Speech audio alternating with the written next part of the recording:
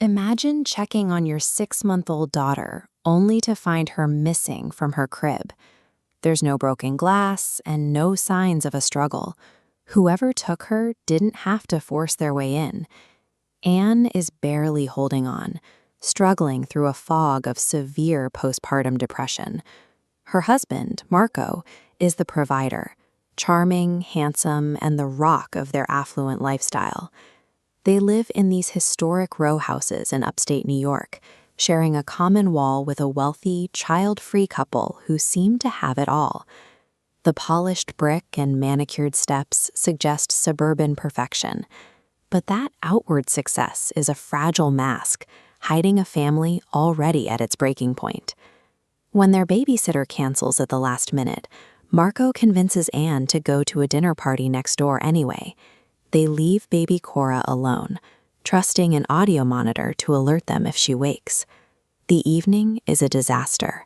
Anne drinks heavily to cope with the anxiety, while Marco spends the night openly flirting with Cynthia, their neighbor.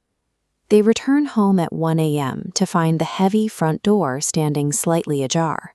They race upstairs, but the nursery is empty. Cora is gone.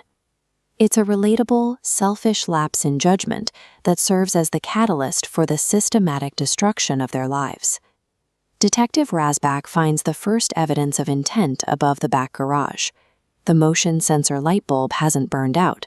It's been twisted just loose enough to ensure the alley stayed dark. As the police dig, they find Marco's business is a hollow shell. He's secretly bankrupt and desperate for enough cash to keep his life from folding. A $5 million ransom demand arrives.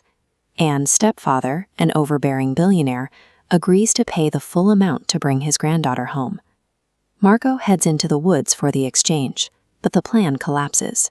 He finds the kidnapper beaten to death with a shovel, the money missing, and no sign of the baby. The blood in the woods shifts the investigation away from a simple kidnapping. Marco is no longer just a suspect. He's the victim of a deadly secondary conspiracy. The case takes a sharp turn when the neighbor, Cynthia, reveals her husband has been running a hidden security camera, pointed directly at Anne and Marco's backyard. The timeline reveals what happened at 12:33 a.m. The camera caught Marco sneaking his daughter into the garage. He confesses he staged the kidnapping to extort his father-in-law. He handed Cora to an accomplice, who double-crossed him and vanished. The betrayal goes deeper. When Anne sees a photo of the dead man from the woods, she realizes he isn't a stranger Marco found at a bar. He's a longtime business associate of her own father. Marco believed he was the architect of this crime. In reality, he was a desperate pawn being maneuvered by his father-in-law from the very beginning. The stepfather had discovered Marco's plan and hijacked it. He used his own criminal associate to frame Marco, terminate the marriage, and eventually claim the baby as his own. The police swiftly raid the wealthy stepfather's mansion, leading to his arrest and the safe recovery of baby Cora. Cora is home, but the physical resolution can't fix the damage. The family unit has been completely obliterated by the weight of these betrayals. There is one final revelation. A private investigator uncovers the identity of the stepfather's secret lover and co-conspirator in the plot, Cynthia, the neighbor next door. Realizing her husband, her father, and her neighbor all conspired to use her child as a bargaining chip, Anne finally snaps.